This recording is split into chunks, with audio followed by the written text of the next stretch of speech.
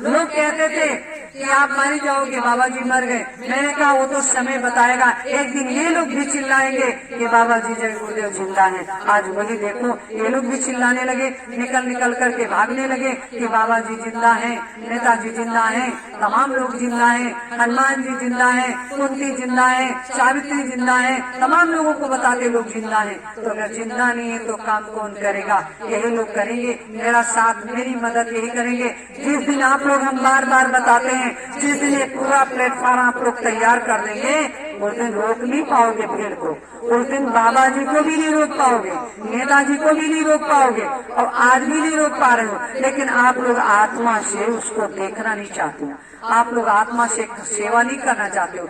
आप आत्मा से अगर धन नहीं, आप कहते हो मेरी बीवी यहाँ से हम आए तो बीवी मेरे गिर गई, चोट खा गई, ये तो कर्मों का फल है। इसको न बाबा जी रोक पाएंगे, न भगवान रोक पाए। भगवान अपने को तो रोक नहीं पाए, हमको क्या रोकेंगे? भगवान को जंगलों की खाक छाननी पड़ी, कैसी कैसी दर की ठोकरें खानी पड़ी। सीता कैसी कैसी ठोकरें खाई, जंगल की खाक छानी। राम ने कैसे कैसे जंगलों की खाक छानी। कृष्ण ने 28 साल कैसे कैसे जंगलों की खाक छानी। राधा ने कैसी कैसी जंगलों की खाक छानी। मीरा ने कितनी यातनाएं सही, मीरा ने कितने दर्द सहे। लोग मीरा को कितनी गाली दिए, तब भी मीरा अपने रास्ते से विचलित नहीं। आज मीरा का इतिहास में लोग नाम लेते हैं, सती अनुसुईया का नाम लेते हैं, सीता सावित्री का नाम लेते हैं। अगर उसी तरीके से वो भी विचलित हो जाती तो आज कोई नाम लेता उनका? कोई नहीं नाम लेने वाला था। इसलिए आप लोग विचलित मत हो। स्वामी जी जीवित हैं, आएंगे, काम करेंगे, सतयुग लाएंगे, परिवर्तन होगा।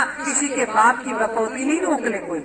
हम बार बार कहते हैं किसी की बाप की बपौती नहीं, न सतयुग में कोई रोक पाया, न त्रेता में कोई रोक पाएगा, न द्वापर में कोई रोक पाएगा, न इस कलयुग में कोई ताकत है जो रोक ले। लोग कहते हैं झूठ बोलते हैं, अरे किसी दिन तो मेरा झूठ सत्य होगा, तब आप कैसे आओगे? कौन सी लाइन लगाओगे? किस हेलीकॉप्टर से आओगे? इतनी लाइन लग जाएगी नैनी से लेकर के यहाँ तक, तो आप उनको मिलने से दूर भागोगे। कैसे मिल पाओगे? यही राजेश भैया, यही आप मास्टर साहब, यही जब चिल्लाएंगे तो इनके झूले वाले दौड़ेंगे, अरे मास्टर साहब से मिल लिया जाए। मास्टर साहब सही कहते थे कि स्वामी जी आ गए, स्वामी जी जिंदा है, काम शुरू हो गया, अब मुझे लाइन कैसे मिले, कैसे वहाँ तक पहुँचे? एक समय आएगा, आप लोग परेशान मत हो, बहुत जल्दी समय आ रहा है, लेकिन समय हम लोग दूर कर रहे हैं। इस प्लेटफॉर्म को जितना जल्दी बना दोगे, इस प्लेटफॉर्म को जितना जल्दी तैयार कर दोगे, तो आप लोगों को बहुत जल्दी काम आपको दिखाई देगा और स्वामी जी आपके सामने खड़े हो जाएंगे और कहेंगे बच्चों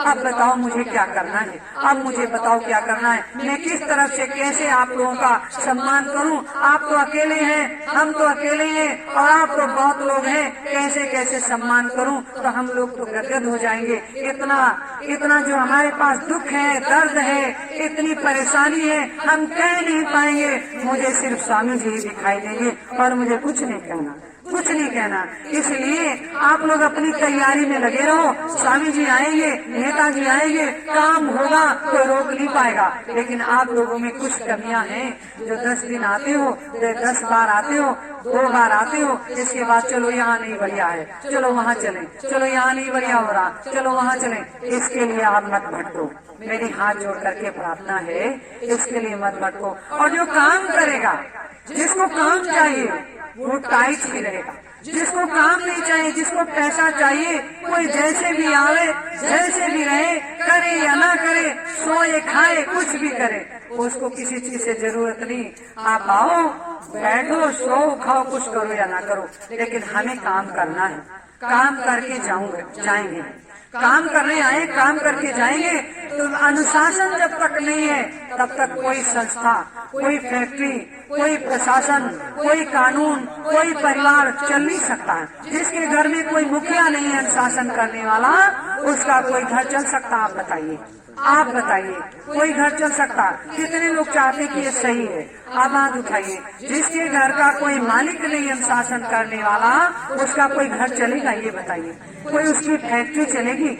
भट्टा मालिक अगर बेकार है, वो जानता ही नहीं ईंट कैसे पाती जाए, ईंट कैसे लगाई जाए, सब लेबर ही कर लेंगे, तो लेबर तो बेच डालेंगे, भट्टा चलेगा नहीं, उसका सारा पैसा सब भट्टे में सब जल जाएगा, वो क्या कर सकता है? इसलिए कोई भी काम करो अनुशासन में 10-20 आदमी, इसलिए कोई मैनेजर होता, कोई उसका चपरासी होता, कोई उसका छोटा सुपरवाइजर होता, कोई कुछ होता, इसीलिए रखा जाता है सीढ़ी वाइज की काम चले अच्छे रूप से, अच्छे सुचारू रूप से हर सीढ़ी काम चलता रहे तो कोई इधर उधर नहीं भटकेगा। इसलिए हमारा काम है इस देश को बचाने का और इस जनता को इस जागरूक करने का और बाबा जी के प्रेमियों को सबसे ज्यादा एकजुट होने का काम है। एकजुट जिस दिन हो जाओगे परिवर्तन को आप रोक नहीं सकते हो, बिल्कुल नहीं रोक सकते हो। आप बताइए रोक सकते हो परिवर्तन को?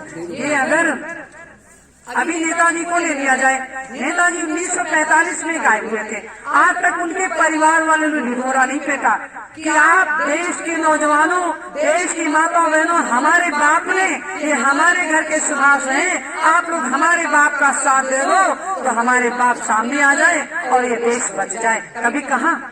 आज जय गुरुदेव के शिष्य ने कहते क्या है देश के सारी जीवात्मा, संसार के बाबा जी के प्रेमियों, तुम साथ एकजुट खड़े हो जाओ तो बाबा जी का असली और नकली का खुलासा हो जाए। इस कोई कहने वाला है?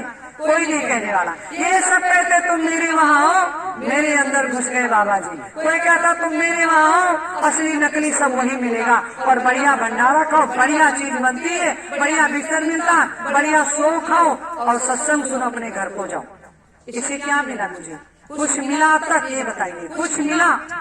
हम लोग जिस काम के लिए आए, मुझे 2 महीने भले भोजन ना मिले, बिस्तर ना मिले, मुझे चलना ही पड़े, कितनी भी आपदाएं सहनी पड़े, लेकिन बाबा जी आ जाए और परिवर्तन हो जाए, काम हो जाए। वो सही है कि हम रोज रसगुल्ले भंडारे में खाएं और ऐसे जीवन चलता रहे। हमारे बाबा मर गए, पर बाबा मर गए, बाप मर गए, भाई मर गई, माताएं बहनें मर गई और हम भी मर जाए, चले जाए, इतिहास में नाम सब खत्म हो जाए। ये करोगे? यही करने आए हो? यही करना चाहते हो? अगर करना नहीं चाहते तो क्यों भटकते हो? क्यों भटकते हो? ये बताया कभी भटकते हो? ये बोलते हो अरे दीदी जी बहुत हार्ड है, दीदी जी तो बहुत हड़काती हैं, बहुत डांटती हैं, काम के लिए डांटती हैं, सेवा के लिए डांटती। क्यों समय बर्बाद करते हो? अपने घर में बैठो, क्या जरूरत है? हम तो बोलेंगे, आप मुझे नहीं रोक पाओगे।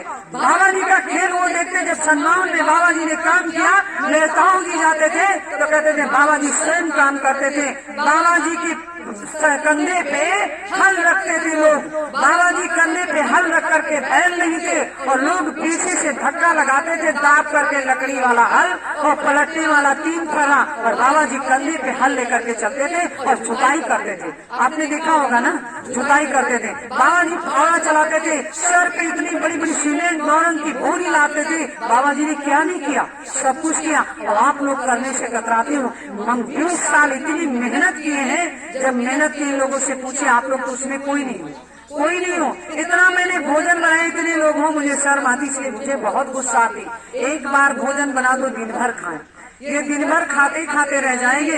अब आप क्या करते हो? कहीं पानी भर दिया तो कहीं दाल ज्यादा कर दिया, कहीं आलू ज्यादा कर दिया, कहीं चावल गीला कर दिया। अरे जल्दी जब दाल खत्म हुई तो नमक डाल दिया, मिर्चा डाल दिया, पानी भर दिया। ये सब मत करो। थोड़ा दो भोजन, अच्छा भोजन दो। ये आपके घर के बच्चे हैं, थोड़ा बनाओ, थोड़ा थोड़ा खाओ। अब ये लोग क्या कहते हैं? तसला भर भरो तभी होगा। ये क्यों करते हो? ये घर है आपका, ये मेरा घर नहीं, ये सबकी जिम्मेदारी। आश्रम में जो भी रहे उसी का आश्रम है, जो भी यहाँ आ जाए, चाहे 10 हो, चाहे 20 हो, चाहे 50 हो, सबका आश्रम है।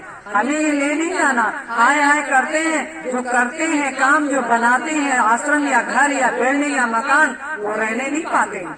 रहने वाला तो कोई और आता है। लेकिन स्वामी जी का एक आदेश है कि मैं फल जो पेड़ लगाऊंगा, निमसार में बीज बो गया था, वो बीज पेड़ तैयार हुआ है, उसको पेड़ के फल जब लगेंगे तो मैं भी खाऊंगा और संसार की जीवात्मा को खिला करके जाऊंगा, उसके निष्ठान पहुंचा दूंगा और मैं भी अपने घर चला जाऊंगा। कहा था नहीं कहा था? इतने बड़े गुरु कहाँ है? न सतयुग में आए, न त्रेता में आए, न द्वापर में आए। इस कलयुग में ऐसे बड़े महान भगवान जिनको माना जाए। कहा जय गुरुदेव नाम किसका? प्रभु का, ईश्वर का, परमात्मा का, निरंजन भगवान का। तो जब सब कुछ वही है तो हमें अपने काम से विचलित नहीं होना चाहिए, उस काम को करके ही जाना चाहिए। आप लोग मानते नहीं हो, भीड़ लगा लेते, घूम रहे हो प्रांगण में। अरे यहाँ भी कोई नुमाइश है, अपने काम के लिए सत्संग सुनो। नहीं अच्छा लगता है तब भी बैठे रहो, बताओ कि ये चीज हमको रोज रोज नहीं अच्छी लगती। हम कुछ और बताओ जो आपकी पसंद हो, वो भी बताएं भाई, वही चीज करेंगे जो नाटक आती है, गाना नहीं अच्छा लगता तो दूसरा काट करके गाने लगेंगे, पैसा दो हमको, हम दूसरा गाना शुरू कर देंगे। उसमें क्या है, जिस काम के लिए आए वो काम करो। जैसे आपने कहा ये गाना मुझे नहीं पसंद, 500 रुपये तो दूसरा गाना चला देंगे, हमको क्या, हम मोदी वाला गाना चलाएंगे, हम योगी वाला चलाएंगे, हम मुलायम सिंह वाला चलाएंगे। अगर ये पसंद करते हो तो हम क्यों अपना जीवन नष्ट करें, हम क्यों इस समय को बर्बाद करें, बताओ। आप लोगों के सामने हुई देहात की कहावत कि अंधेरे के आगे रो अपनी दीदा को, वो हमारी दशा है मास्टर साहब। आज 30 साल मुझे हो गए, हम बच्चे थे छोटे से 9 साल के, और 9 साल में बाल तो अभी नहीं पके हैं, लेकिन शरीर की हड्डियां सब गलने लगी, सब हड्डियां गल गई। हमें नहीं पसंद है, हमें भी खूब खाना पहनना पसंद, लेकिन हम सोचते हैं इन गरीबों का पैसा अगर होटल में लगाएंगे तो गरीबों की आंख बहुत बड़ी लगेगी। जैसे लोगों ने लगा दिया उसी तरीके से हम लगा देंगे तो हमारे में और उनके में अंतर क्या रहेगा, कोई मथुरावासी हम भी हो जाएंगे। इसलिए आप भैया जी को देखिए, न कोई खाने की शौक है, न कोई पहनने की शौक है, थोड़ा सा हम कपड़ा ला भी देते हैं कि भैया हमारा अच्छा पहने, थोड़ा सा मंच पे बैठेगा अच्छा लगेगा, और नहीं तो फटा कपड़ा पहने तब भी कोई लाइक नहीं करेगा, अरे ये बाबा जी देखो फटा कपड़ा पहने। तो इसलिए हम लोग काम करने के लिए आए हैं, न भोजन पे इतना ध्यान देते हैं, न तो कपड़े पे इतना ध्यान देते हैं, लेकिन मर्यादा के लिए कपड़े पहनना पड़ता है। और इस शरीर को चलाने के लिए, इंजन को चलाने के लिए डीजल डालना पड़ता है, तो इसलिए टाइम से नहीं तो बेटाइम डीजल डाल लेते हैं और तभी सारे पुर्जे खत्म हो रहे हैं। इसलिए आप लोगों से हाथ जोड़ करके गुजारिश है, हमारी जो गलती आपको गलत लगे, जो हमारी बात आपको गलत लगे, वो स्वयं हमसे कहो कि